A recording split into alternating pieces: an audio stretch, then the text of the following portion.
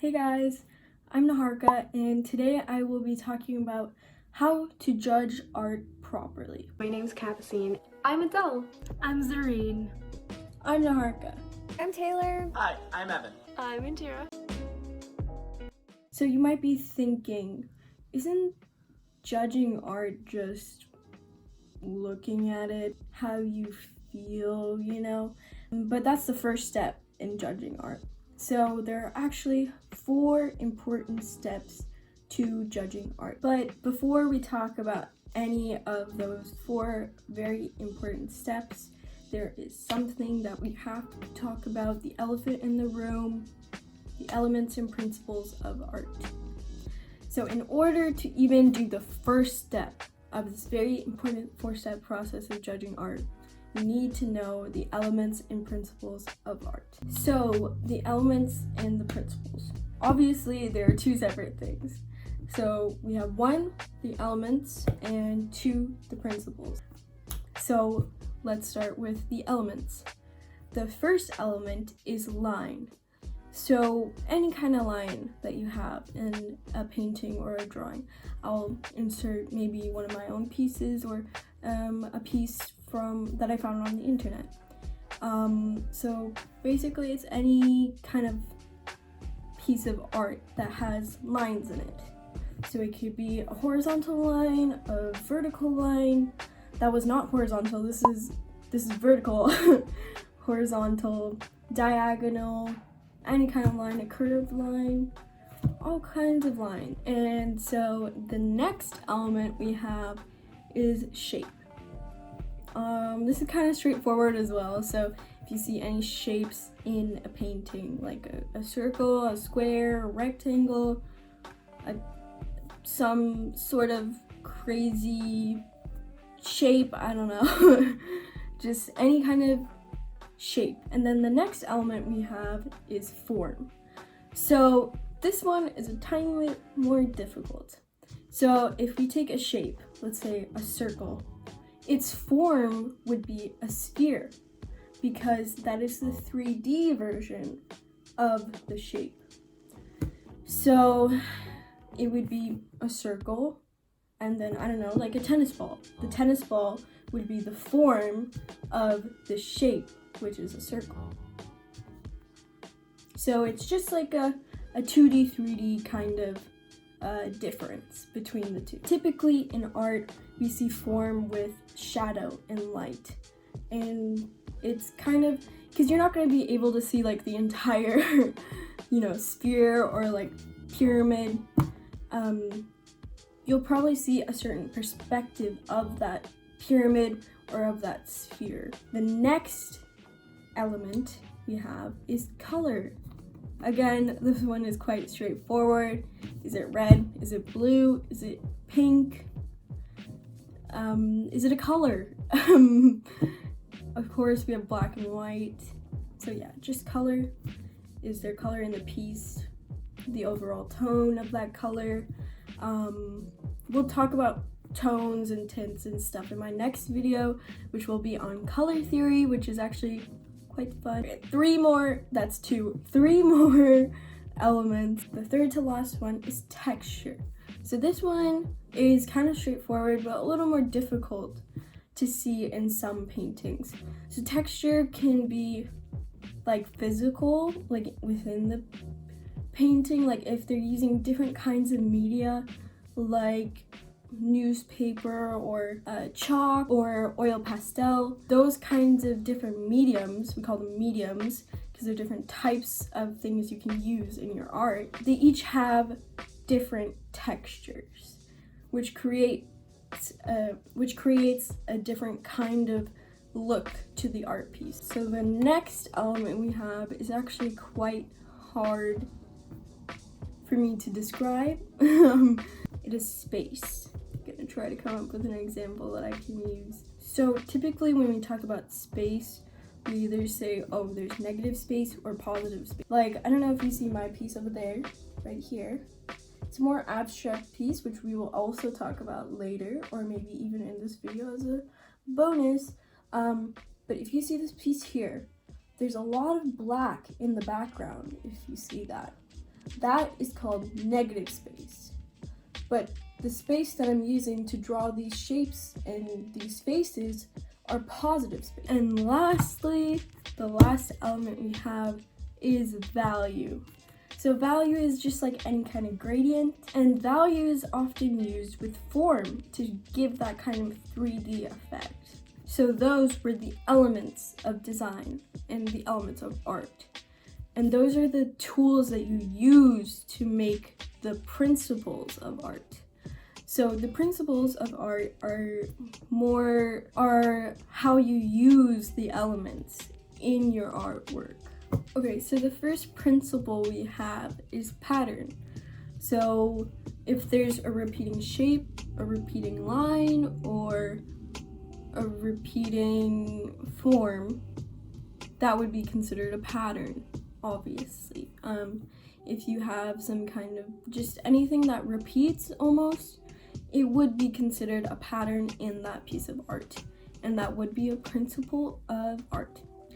The next one we have is contrast. So again, going back to this piece, so we have these darker areas here, but I added lighter shapes right here and right here, and we have a little bit of color over here. Those shapes and those colors create contrast between the background and the foreground. So just very quickly, the difference between the background and the foreground is that the background is just like whatever's in the back. The foreground is whatever you put in front of the background. The next principle we have is emphasis. So is there a particular shape or form or color that you're drawing emphasis to? You want the viewer to look at that very closely, or it contrasts. So again, going back to this piece, I don't know if you can see it, I might insert a picture so you can see it better. But in that piece, there's a red line.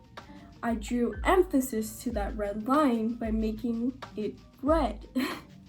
Red is a very bold color and it draws a lot of attention to it. The next principle we have is balance.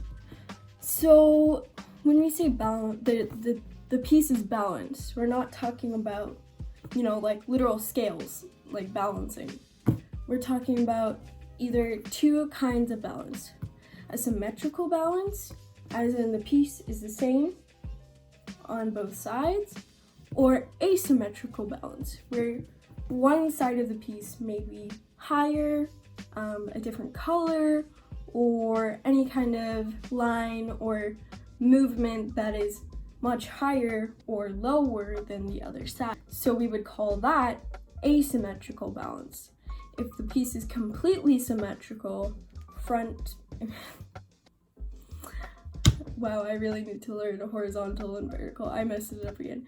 Okay, so if the piece is completely symmetrical vertically or horizontally, that piece is symmetrically balanced. The next principle we have is proportion or scale. So basically, just if you have like a big figure in the very right corner of your piece, but then you have like a small person in the left corner, right next to it, or very, very small flowers, we would say that is scale or proportion.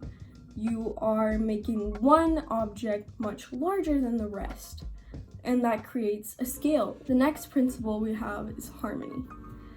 Now, harmony is kind of hard to explain or tell you how to use exactly, because harmony is kind of something that is just like when you look at the piece, does it seem like everything is harmonious with each other? Does it seem like everything fits together? Do the colors make sense? Do the lines match each other? Is it purposefully aesthetically pleasing? So if you don't know what aesthetically pleasing means, it just means, does it look pretty to you? Does it look nice? And then the last principle we have is movement. This one is very easy to spot in a lot of pieces. In some, it's harder than others. Usually, movement is what artists use to draw the viewer's attention to something. Okay, so now we finally move on to the 4 important steps in judging an artwork properly. So these 4 steps are called the 4-step critique.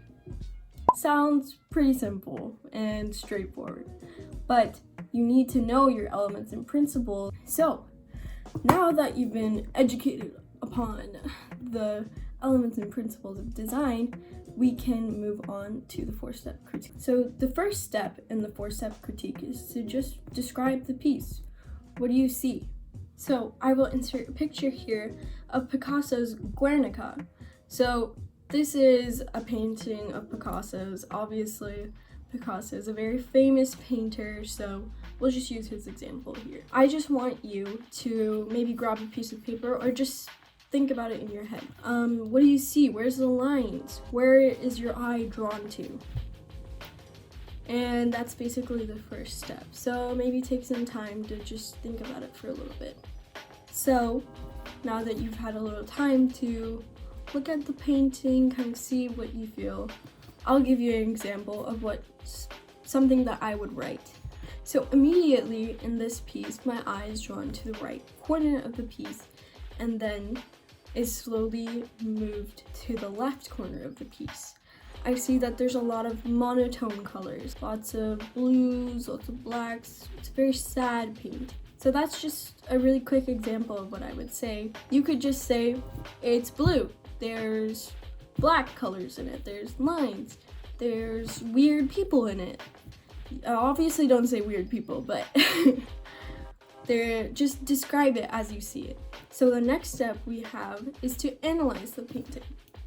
This is a little more tricky because you need to use the elements and principles. So I suggest maybe searching it up on the side because I always have mine ready. It's quite hard to memorize everything at once unless you have, picture perfect memory, which I do not. I have the memory of like Nemo. Or I have the memory of Dory, sorry. Nemo is not. What elements do you see? What principles do you see? How does Picasso use those elements to create those principles? So again, I'll give you a little bit of time to think about it. Alright, so something that I would say for this part is Picasso intentionally uses these forms and shapes near the bottom of the piece to help the viewer's eye be drawn from the right side of the painting to the left, and this creates movement within the piece. The colors are also within the same color range. Again, I will explain this in my color theory video, so don't worry about if you don't understand what that means. There's also a lot of texture in the background of this piece behind the figures. And also, all of these figures are drawn in the same abstract style, which creates a harmonious feeling. So don't worry if you're nowhere near that or you just said, oh, there's movement near the bottom of the piece. That's okay. We're just starting out. So now comes the 3rd step of the 4-step critique. We're almost there. This step is a little more difficult. In this step, it's kind of like those, the things you think about when you hear people critique art or something like that. What does it make you feel? What do you think it says? What's the deeper meaning? All that cheesy stuff. So that's this step. So basically you just have to interpret, what do you think this painting means? What is Picasso trying to tell you? What is he trying to convey? So I'll give you a couple of seconds to think about that. Maybe write it down. All right. So something that I would say for this piece is that Picasso intentionally uses cool colors and darker colors to convey a sense of sadness or loss, as seen in the several bodies and figures that he paints. They're detached and confused and lost.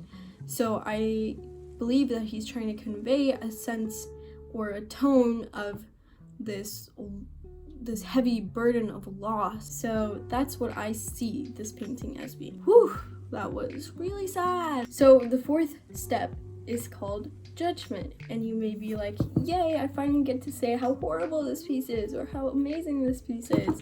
But before you do any of that, I suggest you look up the cultural context of the piece. So just try to learn about the history of this particular artwork, or what time period it was made in, so you really understand where the artist was coming from.